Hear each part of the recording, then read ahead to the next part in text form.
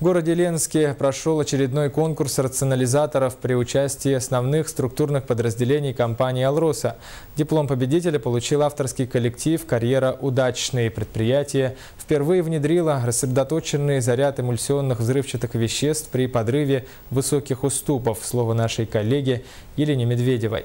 В конце прошлого года, когда «Карьер Удачный» перешел на доработку целиков западного рудного тела, взрывные работы пришлось вести на 30 и даже 45-метровых уступах.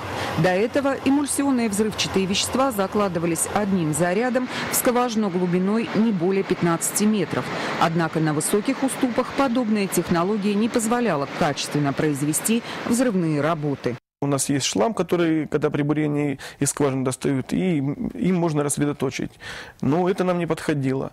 Надо было рассредоточить воздухом для того, чтобы взрыв был одинаковый, равномерно скважина взрывалась. Не как отдельные два взрыва в одной скважине, а скважина взрывалась целиком. Еще в начале прошлого года на Восточном борту было произведено несколько экспериментальных взрывов.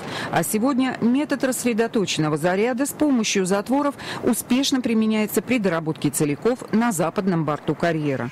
Эта разработка авторского коллектива взрывного участка «Карьера Удачный» на последнем конкурсе рационализаторов среди подразделений компании получила 3-е место в номинации «Основное производство». Кроме того, она вызвала большой интерес у айхальских коллег, так как вполне применима и на малых уступах. Что касается экономического эффекта, то, по словам специалистов, его можно добиться, сократив объемы взрывчатого вещества, одновременно увеличивая воздушное пространство. Однако подобные испытания на участке взрывных работ пока не проводили. Ведь основная цель РАЦ-предложения – равномерное дробление горной массы и повышение безопасности труда при производстве открытых работ в «Карьере Удачный».